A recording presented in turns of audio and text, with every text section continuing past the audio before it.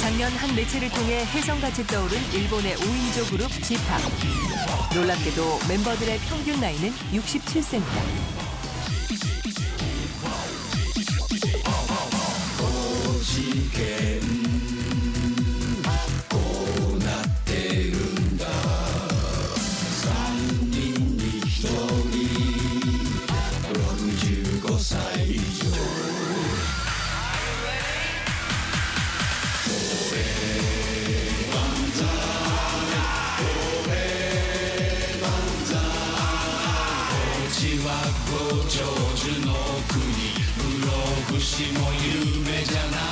최고령 그룹임에도 불구하고 G팝의 데뷔곡 고령만세는 일본 전역에서 인기몰이 중입니다.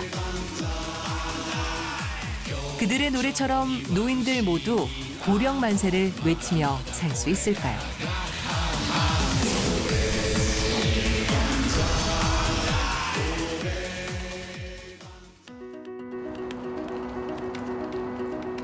도쿄의 스가모 거리는 하루 종일 인파로 북적입니다. 그런데 인파의 대부분이 노인들입니다.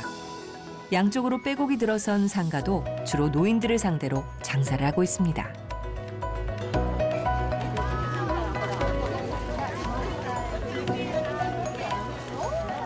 그래서 스가모 거리의 유행은 노인들이 주도하죠. 何買ったんでしょう。今ね、中の下着の、はい、赤い中が赤くなってる地蔵様の、はい、ご利益のある下着なんです。はい、ご迷惑かけなくて済むように、はい。ここはどこからいらしたんでしょうか。私は茨城県から来ました。 올해는 빨간색 속옷이 대유행입니다. 네, 赤いのはね、標準のだ。体にいいんです。今日は猿の日だからいいんです。どこからいらっしゃったんでしょうか。私たちはね、八王子。ああ、八王子で。でしたらこっち来たら大体いくらぐらい使うんでしょうか。買い物は。よく使ってね、いろんなもん買ったりするとね、1万円近くなるけど普通だったら。普通だったら2000円かかる。そう。今日はでももうちょっと使ったから。5000円ぐらいなもんですよね。1万から。 이 가게에서 판매되는 빨간 속옷만 하더라도 하루 평균 200벌 정도. だんだん日本もちょっとよくシャッター通りっていうようにやっぱりお店閉めてやめちゃってるっていうところが多いんですけども、巣鴨はねこうやって皆さん頑張ってやってますので、はい。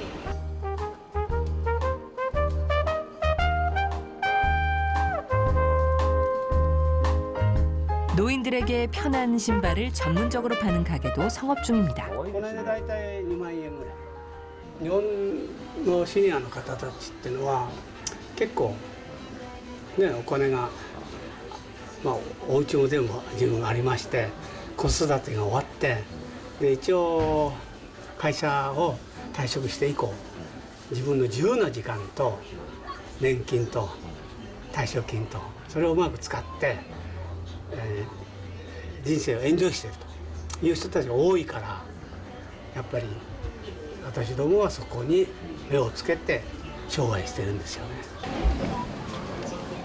この商品ですね。 일본의 내수 경제는 이제 노인들이 소비하지 않으면 큰 타격이 예상될 정도입니다. やっぱりそれだけ以上の価値ありますこの靴は。年間どれぐらいなんかかなり大きいです。想像に任せますけれども。 1店舗、単店舗での売り上げはおそらく日本で何番目ぐらいになると思いますよ。はいはい。 노인 대국 일본의 또 다른 모습도 있습니다.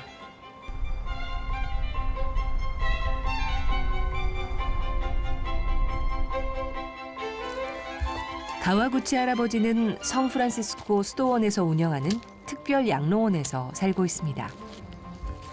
이곳에 오기 전에는 상습 절도범이었죠. 今どういうようなことをなさってるんでしょうか。今取った後耕して全部ですね。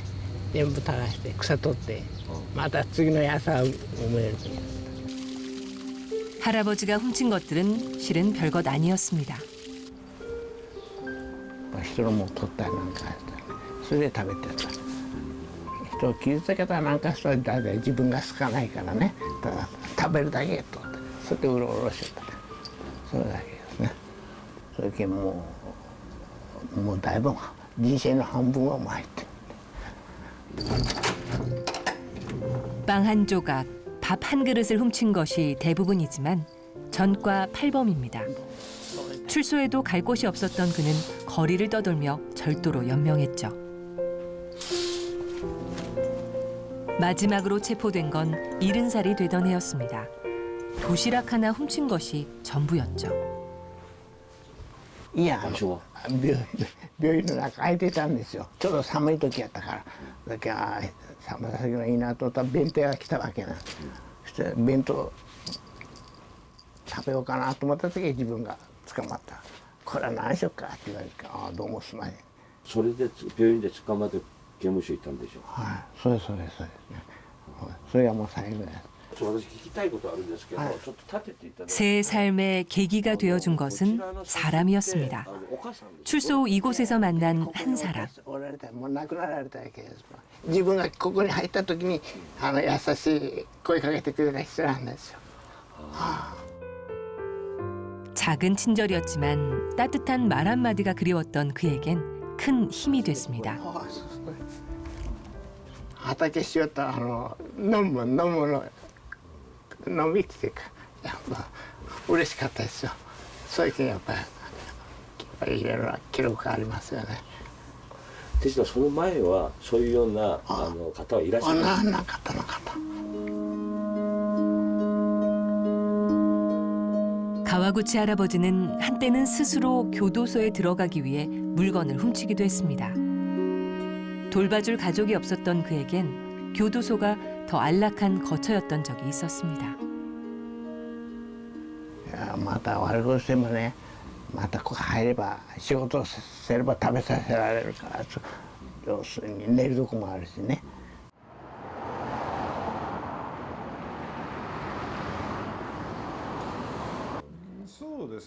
일본의 노인 범죄 전문가인 이토유 씨. 그는 수많은 절도 현장에서 셀 수 없이 많은 또 다른 가와구치 씨를 만났습니다. やっぱりその万引きの現場で言えば今もう8割方が高齢者ですよ。もう65歳以上。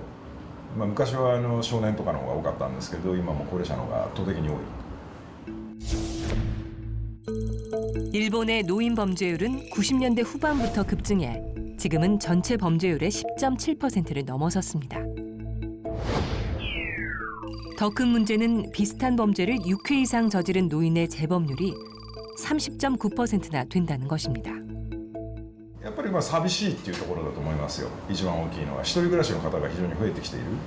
子供さんたちがいなくなっちゃうじゃないですか、育つと。そこでやっぱり社会のそういう関係性とかもご近所同士の付き合いとかも少なくなってきてる部分もあるんで、意外と一日誰とも喋んないで終わっちゃうそういう高齢者の方も多いと思うんですよね。そこでこれたまになんですけど捕まえて話せて嬉しかったっていう私とね捕まってるのに話したことが嬉しいっていう人もいるんですよ。 주로 편의점에서 물건을 훔치다 잡힌 노인들이 많았습니다. 대부분 혼자 사는 노인들. 이들은 배가 고파서 물건을 훔치기도 하지만 다시 교도소에 들어가려고 훔치기도 했습니다. 実はね、その刑務所から出るときに帰属家族って言ってね、出た後の引き受ける家族があれば基本的にやっぱりそういうこと起こらないんですよ。だけどさっき言った一人暮らしでしょ。だから出ても自分が帰るとこはないんですよ。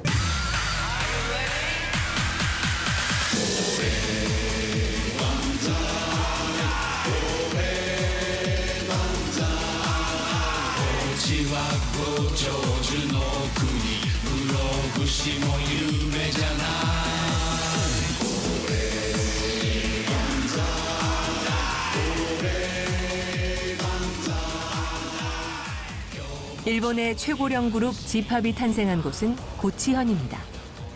사실 이 그룹은 고치현청이 나서서 할아버지 멤버를 모집해 조직한 그룹이죠. 地域を元気にするために高知のものを外で買ってもらうとか、高知に観光客に来てもらうとか、そういうことを目指してやってたんですね。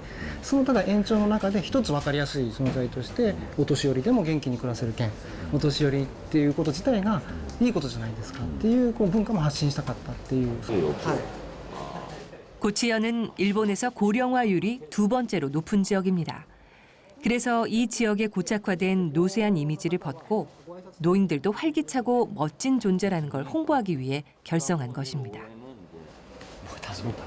お年寄りが取ってることをかっこよくお伝えする、グループとしてかっこよくお伝えする、年が取るってことを本気で素敵だって伝えるっていうことのために、それを分かりやすいグループ名にするとG-POPっていう風になるのかなっていうふうに思ってます。はい。 고치현의 기타가와 산골마을. 집합그룹 멤버인 야마다 히데타다 할아버지는 이곳에서 유자 농사를 짓는 농부입니다. 나이는 81살. 그룹 멤버들 중 가장 나이가 많습니다.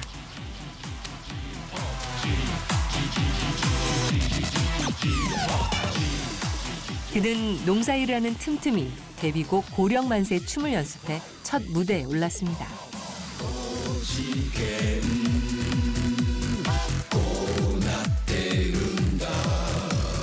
もうお客さんの前はね、やっぱり緊張もするけどね、やりがいがあるんです。こういうのその前よりはちょっと恥ずかしいとかそれはなかったんでしょうか。いや、もう一生懸命ですけんね、恥ずかしいもん何もわからんずくに終わったがね。終わった後にはどうだったんでしょう。いや、ああやったというところですね。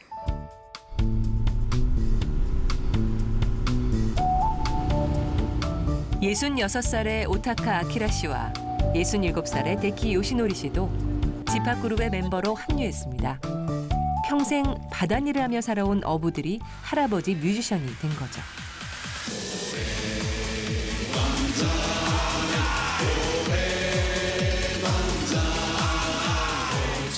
첫 공연 후 먼저 고치현에서부터 인기몰이가 시작됐습니다.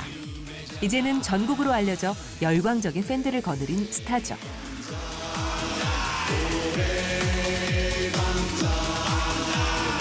まあ自分の人生もこれぐらい転換するのかな思ってねまあ海の上でズボンガッパいうかこう雨がっぱ履いてして生活しよるのが我々の普段のスタイルなんだけど、当初はこういう踊りをするという歌を歌うという目的が全然僕らには分からなかったんです。だから最初はポスターの写真かなと思ったりもしたし、多分漁業体験とかそれから神の会の名前が売れることだったらいいことやないかなということで、こういったらやりましょうということで県へ行ったわけです。 다니오카 노리야스 씨는 비닐하우스 농사를 짓고 있습니다. 41년간 다니던 우체국에서 정년 퇴직하고 전업 농부가 되었죠.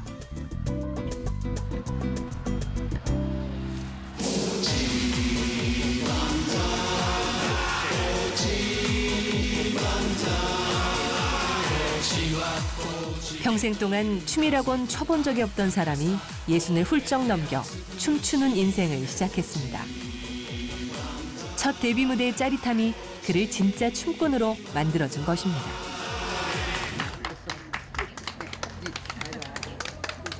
素晴らしいと思います。本当。私も高知まで行きました。始めるがすごく上手になって、よかったです。今上手くなったんでしょうか。上手になりました。いよいよ最初はもうぎこちなくやったけど、最近はもう上手になったと思いますけどね。そんなにね、皆さんと一緒には練習できないんですよね。ただ県庁の方から DVD を送っていただいて、その DVD を見ながらひまひまにじっと体操がてらに練習するくらいで。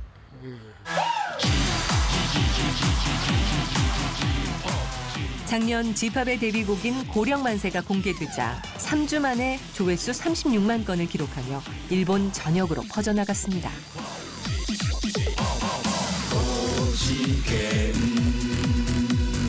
こうなってるんだ3人に1人65歳以上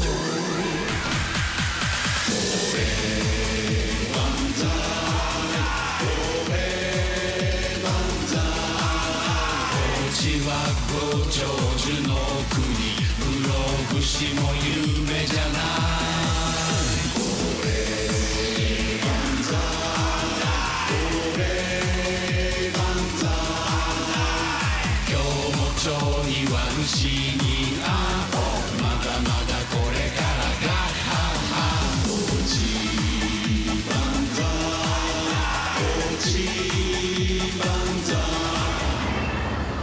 지팝이란 노인 아이돌 그룹의 출연. 그것은 세계 최대의 노인 대국 일본의 현실을 보여주는 또 다른 거울입니다.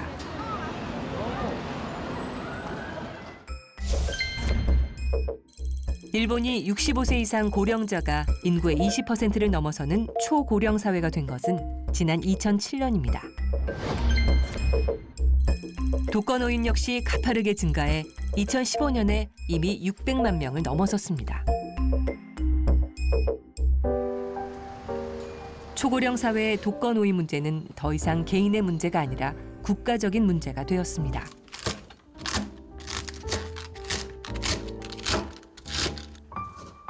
(72세) 시미즈 도모코 씨는 도쿄의 한 빌라에서 혼자 삽니다.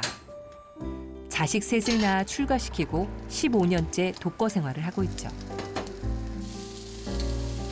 그러나 지금도 식사 때가 되면 식탁에 둘러앉아 함께 밥 먹을 사람이 그립습니다. 夕飯はやっぱり誰かと一緒に食べる方がいいし、自分にとって元気になるっていうのがすごくあるので、一緒に生活したいというそういうようなこと本音はなかったんでしょうか。どうなんでしょうかね。ないですね。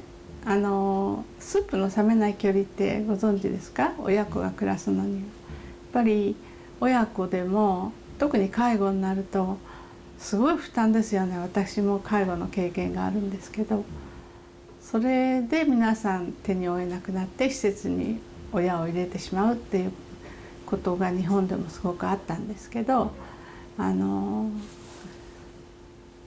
からなるべく健康で元気になるように元気で過ごすように努力をして、もしなった場合でも子供に負担をかけないようにっていうのが私の人生観というか。 20년 전 시미즈 씨는 치매 걸린 노모의 거처를 두고 깊은 고민에 빠진 적이 있었습니다. 그러나 당시의 요양시설을 둘러보고는 도저히 노모를 그런 시설에 보낼 수 없었습니다. いいイメージを持ってなかったことは事実ですね。施設がプライバシーがない4人部屋であるとか、それから自由がないとか、自分のしたいことは何もできないとか、あんまりいいイメージじゃなかった通りだったと思います。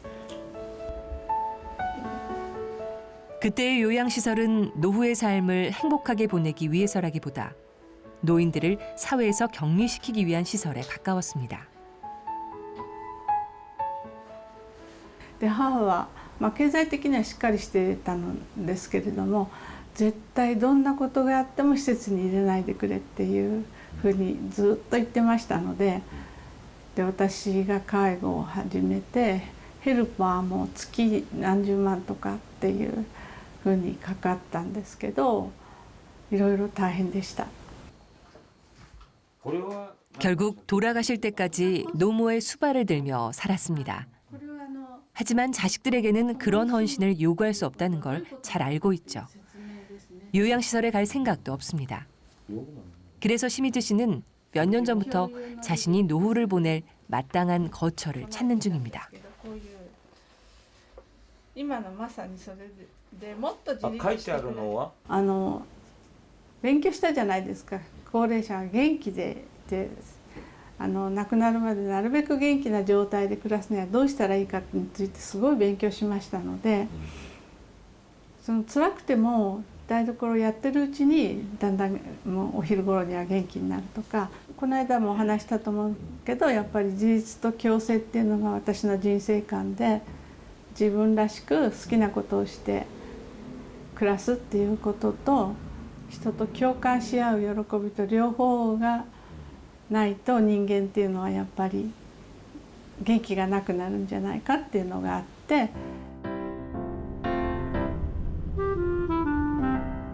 가나가와현 후지사와시 주택가. 얼핏 보기엔 그저 평범한 2층 건물입니다. 그런데 이 건물에서 하나의 혁명이 일어났습니다. 코코쇼 난다이라 불리는 이곳은 일본 최초의 노인 전용 공동 주거 시설입니다. 주거 공동체 코코쇼 난다이를 설립한 사이조 세스코 씨는 지금 이곳에 살고 있습니다. 1990년대 후지사와시의 시의원을 지낸 사이조 씨는 외로운 노인에게 가족을 대신할 새로운 공동체가 필요하다고 생각했죠. 私会議やってましたから、あちこちこみんな訪問した時にお年寄りが本当に一人暮らし、寂しい、みんな苦しい、それをずっと訪問して。 政府に言ってもなかなか動かない資本主義の社会じゃあ仕方がない私たちで作ってみよう一つも作ってみよう 그렇게 해서 공동체를 뜻하는 커뮤니티와 지역사회를 뜻하는 커뮤니티의 앞글자를 따서 코코쇼 난다이라고 이름 붙인 노인 전용 공동주거시설이 처음 태어난 겁니다.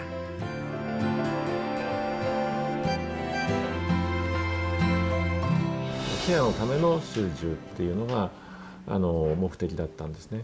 で西条さんはそうではなくて高齢者の一人暮らしっていうものをですねの中で起きてくる、孤独であるとか、それから栄養の不足であるとかですね、それから人と、孤独のと関連しますけども、コミュニケーションを取れるというようなことで、安心して一人暮らしができるっていうようなですね、そういう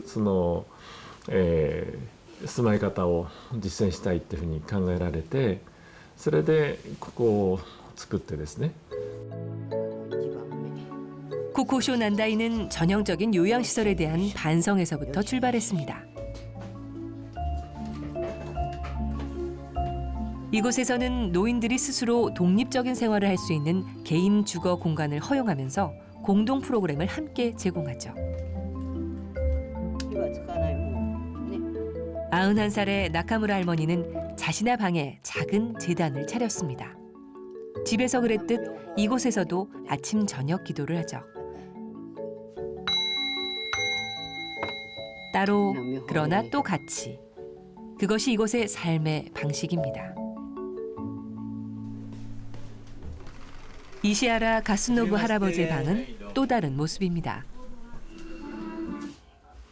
그는 아내와 사별하고 여기 오기 전 1년간 혼자 살았습니다. 혼자라서 무엇이든 마음대로 할 수는 있었지만 하루 종일 말 한마디 나눌 사람이 없었습니다. ここの良さはね、ある程度自由があるということと、一応ライフサポーターっていうかね、事務所の人もいますし、いろんな人が出入りしてね、生活の匂いというかね、一人じゃないということがありますけどね。 각자의 방문만 열고 나오면 누구나 함께할 수 있는 공간이 있습니다. 코코쇼 난다이의 공동체 생활의 핵심은 서로를 이어주는 이런 공동 공간에 있습니다. 아침 식사는 각자의 방에서 스스로 알아서 해먹지만 점심과 저녁은 1층 식당에 모여서 이렇게 매일 함께 식사를 합니다.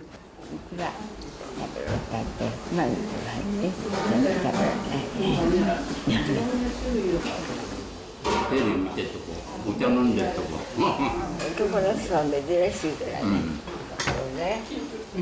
소소한 얘기들을 나누며 함께 밥을 먹는다는 것. 그것은 서로 간에 끈끈한 유대감을 쌓는 시간입니다. 前の平塚の市長で大倉やはり皆さんとね顔合わせてね食事するのがいいですよ。一人よりか一人じゃやっぱり寂しいですね。一人で食べてるよりご飯が美味しいね。介護の目が皆さんであってねいかがですか今日はお体がどうですかとかね聞いてもらえる人がいて一人ぼっちじゃねどうしようもないでしょ。一人はダメ。お仕事ですね。お仕事しますね。 코코쇼 난다이는 정해진 프로그램에 따라 움직여야 하는 요양시설과는 다르게 누구든 자유롭게 생활할 수 있습니다. 또 원하기만 하면 언제든 다른 입주민들과 어울릴 수 있죠. 획일적인 요양시설이 전부이던 그 시대, 작은 발상의 전환이 노인들의 삶에 혁명적인 변화를 가져온 것입니다. で漬物にしたりなんかしてね幸せですおかげさまでねこんなに長生きすると思わなかっただってね左半身不随でね何にも歩けなかったね動きもできなかったのがねこんなに良くなったんだもんねすごいもんだね 현직에서 물러난 노인 세대는 사회 주변부에 고립되기 쉽습니다. 오사카의 굿타임 리빙은 그렇게 단절된 세대를 이어주는 새로운 개념의 주거시설입니다.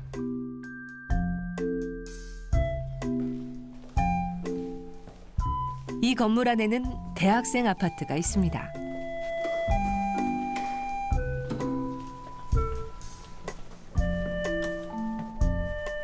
우시코 시요코는 홋카이도에서 온 학생입니다.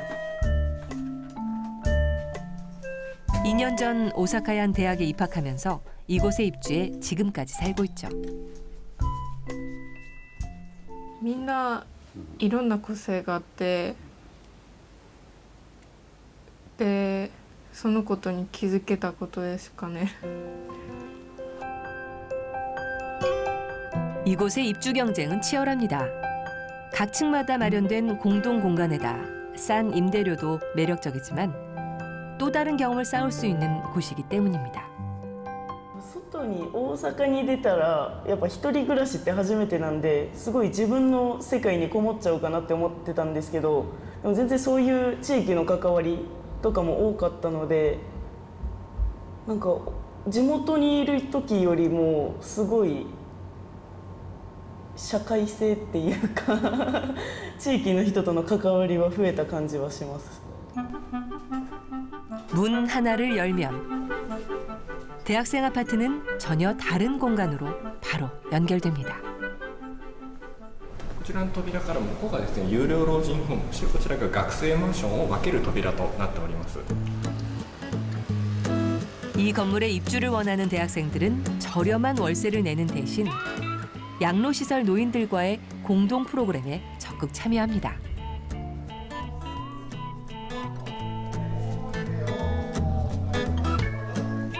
학생들이 노인들을 만나러 오는 날이면 조용하던 고령자 시설에 활기가 돌기 시작합니다.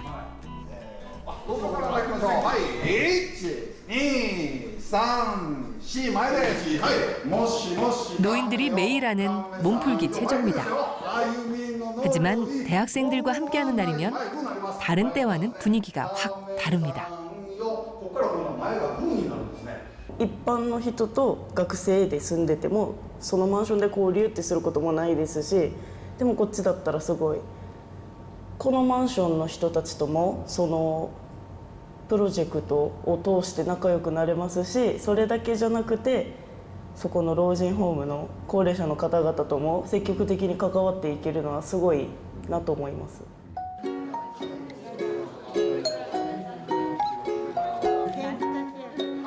만들기 프로그램을 진행할 때는 학생들이 조를 이뤄 고령자들을 도와줍니다.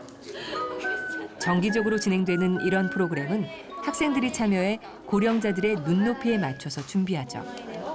그런 만큼 노인들의 만족도는 높습니다.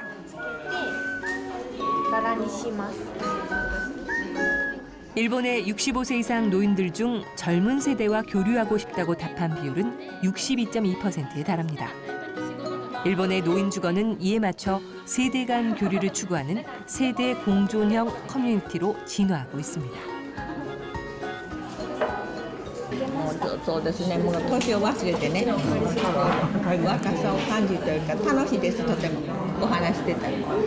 最近はあまり参加できなくて、ちょっと学校とかバイトとかいろいろ忙しくて参加できてないんですけど、楽しいですよ。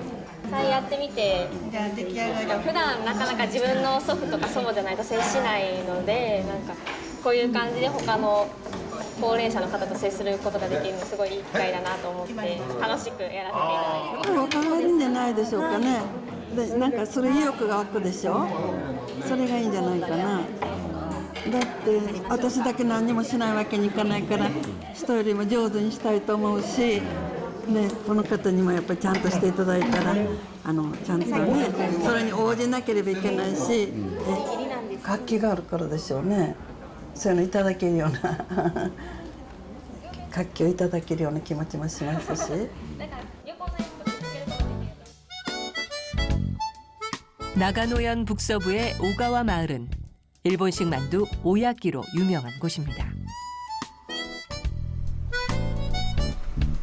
오가와 노쇼라는 마을 기업에서 생산하는 오야끼를 맛보기 위해 일본 전역에서 찾아옵니다.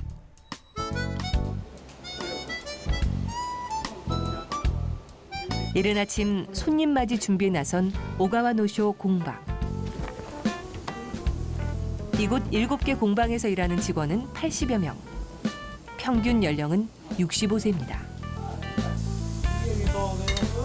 오야키는 채소와 산나물을 볶아 된장과 간장에 버무린 소를 채우고 빚어서 구워내는 것이 중요합니다. 그 핵심적인 과정은 모두 노인들의 손을 거치죠.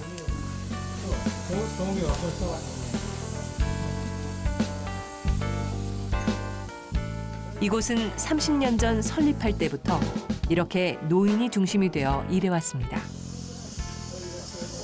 여기요.これどうぞ.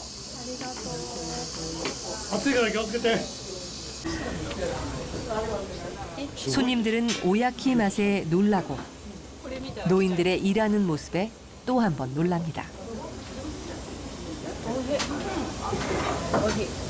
ここは初めてでしょうか。初めてです。すごい美味しかったです。うの花おやき初めてなので。 노인들이 지치지 않고 오야키를 굽고 빚어내기 때문에 나이를 가늠하는 게 쉽지 않습니다.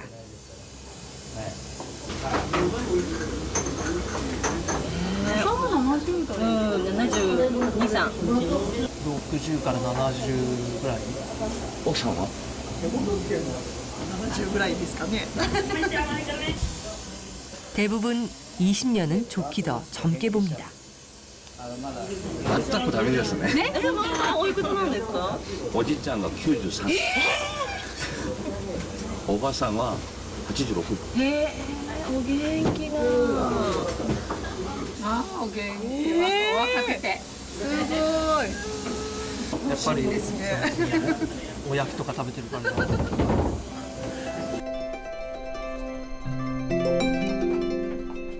이곳에는 정년이 없습니다. 90세가 넘어도 여전히 중요한 일을 하는 존재로 대접받습니다. 그래서일까요? 공방의 노인들은 고령에도 불구하고 노동을 힘들어하지 않습니다.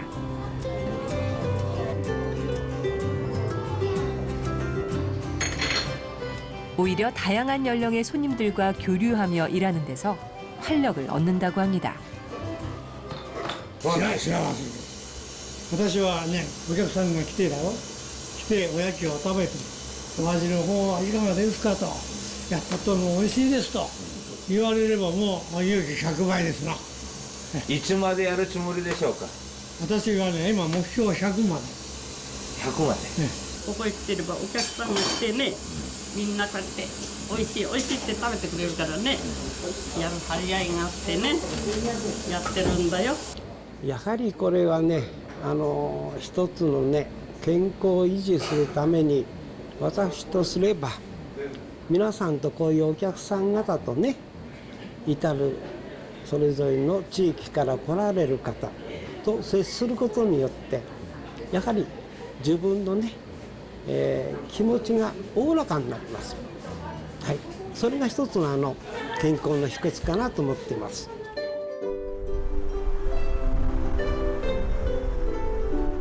오가와 노쇼 노인들은 실제 연구에서도 중요한 사례가 되고 있습니다.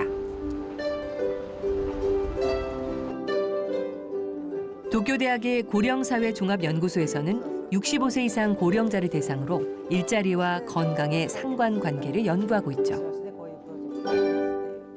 いろんなことで例えば筋肉量だとかそれから認知能力とかですね働き始める前と6ヶ月後12ヶ月後18ヶ月後っていうふうに測定して例えば活動量であるとか筋肉の量だとかそういうものがどんなふうに変化したか認知能力がどんなふうに変化したか 실제로 일은 노인의 건강은 물론 삶 전반에 상당한 영향을 미치는 것으로 나타났습니다.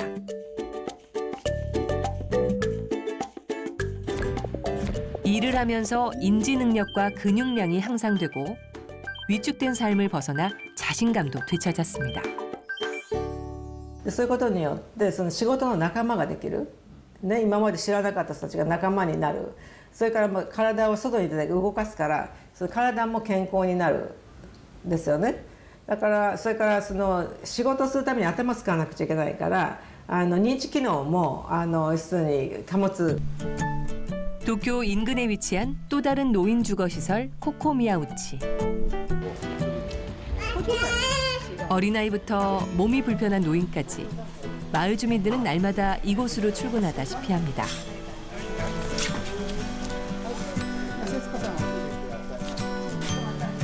거동이 불편한 노인들은 승합차가 마을을 돌아다니며 안전하게 모셔오죠.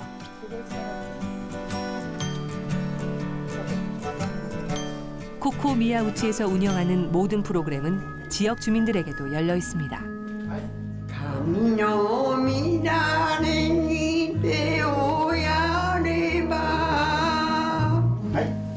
노래교실은 매주 수요일에 열리는데 요일마다 서로 다른 프로그램이 마련돼 있어 지루할 틈이 없습니다.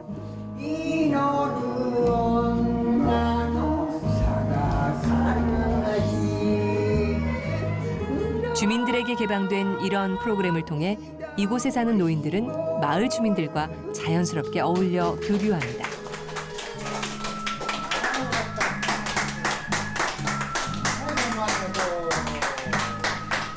私3階に住んでて、だからここにいらっしゃる。ここ来てカラオケやる。やっぱりお友達がね欲しいからこうやってお歌を歌えばお茶を飲めば冗談も言えますしね。いい楽しいです。それでね歌うことによって頭の活性にもなるってそう言われたので一生懸命で歌って。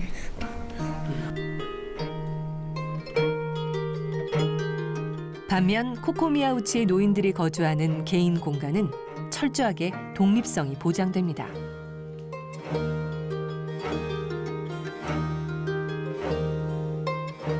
사토 사이치로 할아버지는 5년 전 이곳에 입주했습니다. 경영 컨설턴트로 꽤 이름을 날리며 활약하다 72세에 은퇴했습니다.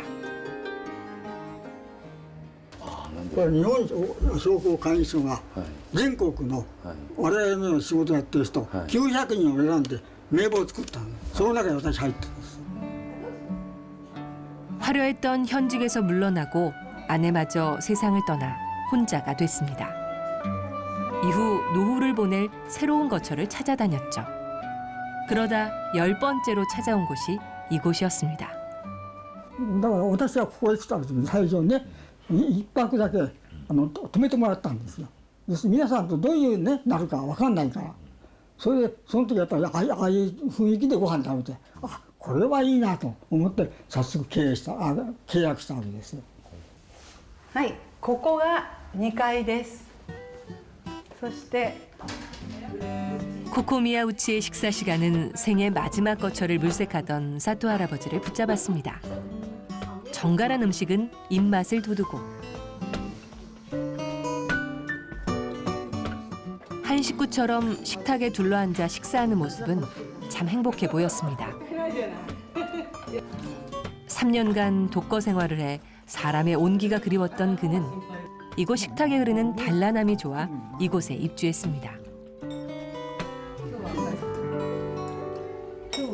まあなんてちょっと一口は言えないけどね、ただ一人で食べてるのと皆さんと一緒に食べるの全然こう感じが違いますね。 그 단란함은 입주 노인들 사이에만 있는 것이 아닙니다. 프로그램을 함께하는 입주 노인들과 마을 주민들 사이에도 화기애애하죠. 시설을 개방함으로써 어느덧 이곳은 마을 전체의 사교장이 된 것입니다. 격리된 노인들이 아니라 어엿한 이웃인 거죠. みんなお友達で来てます。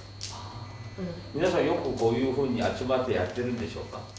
これはもう毎週やってます。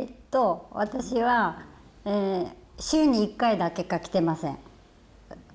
ここは火曜日と土曜日とやってるんですけど、私はちょっと遠いので自転車で来るんですけど、遠いから1週間に1回だけ。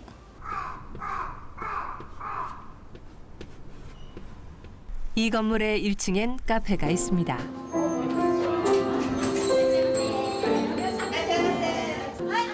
다양한 연령의 주민들이 찾아와 밥도 먹고 가족 모임도 하는 곳. 부모가 데리고 오는 어린아이들이 많아서 다른 노인 주거 시설에선 찾아보기 힘든 풋풋한 생기가 가득합니다.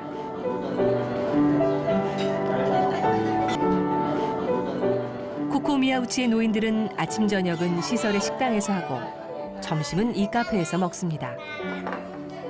그러면서 함께 마을 일에 참여도 하고 아이들이 자라는 모습을 지켜보기도 합니다. そうですね。よく来ます。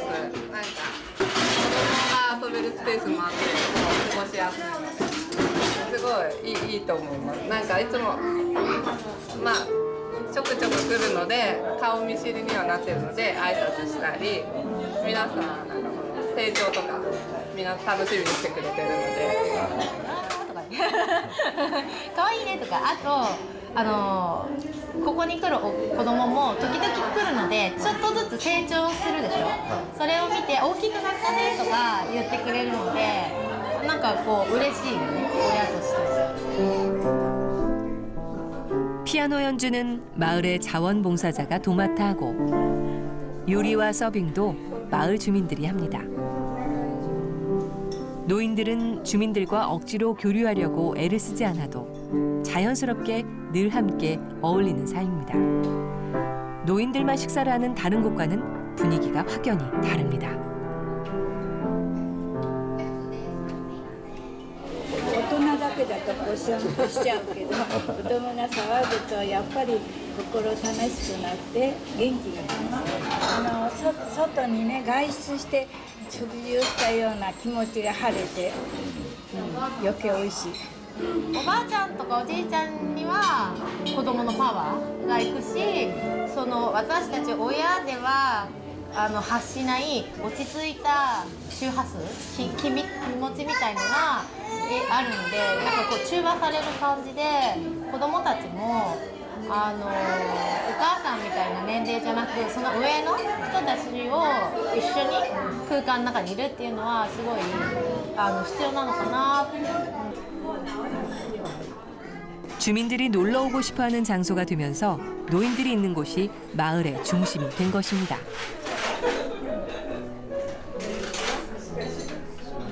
아이들과 노인들이 자연스럽게 만나는 곳. 마을 구성원을 넘어 이곳이 마을 커뮤니티의 거점 역할을 담당하고 있습니다. 高齢者だけだと話題がね、お葬式どうしようかとかね、お墓どうしようかとかね、私はここが痛いのよとかね、そういった話の内容も偏る、そして高齢者なりのものしか出てこないんですよね。でもそこにちょろちょろっと可愛い子が来ると、ああ私も昔子供をこう育てたのよとかね、話題もその若い人に合わせて出てくると。川もそうです。よどみがあっては汚くなります。それがどんどんこう流れてればいつまでも綺麗ですよね。でそういう意味で子供赤ちゃんも含めどんどん入ってきてもらうことは大事かなと。 지난 11월 시미즈 도모코 씨는 코코미야 우치를 방문했습니다. 자신이 살고 싶은 주거의 형태를 잘 갖추고 있는 시설이 어디인지 도쿄 인근에서 하나씩 둘러보고 있습니다.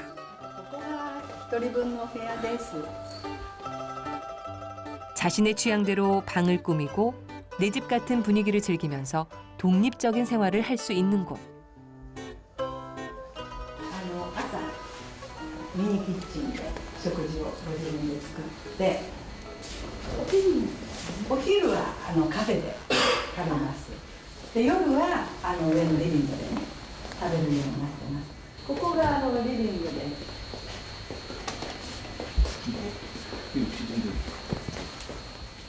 ここで夕食を食べたりいろいろな催し物をねみんなですると言いますか。 자신이 하고 싶은 일을 하면서도 고립되지 않고 다른 다양한 사람들과 교류할 수 있는 그런 주거 공간을 찾고 있습니다.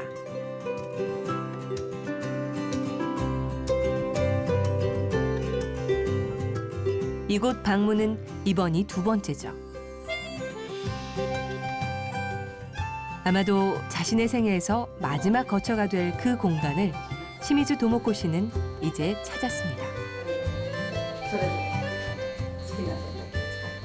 やっぱりついの住処ですので元気なうちに判断しないといけないと思います。子供に決められたり口が聞けなくなったり判断できなくなってからでは遅いような気がするんですけど、その共生に地元の方とかお子さんとか元気な高齢者、ここに住んでらっしゃらない方もいろいろ巻き込んでいるので活気があって明るいと思います。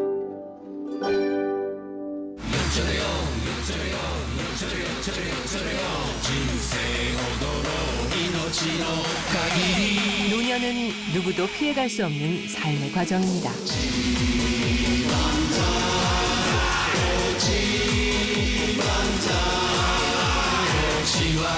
일본 사람들이 열광하는 지팝의 고령 만세는 행복한 노년의 삶을 노래합니다. 노인이 되어도 혼자가 되어도 행복할 수 있으려면 어디서 누구와 함께해야 할까요? 일본 사회의 질문은 우리의 질문이기도 합니다.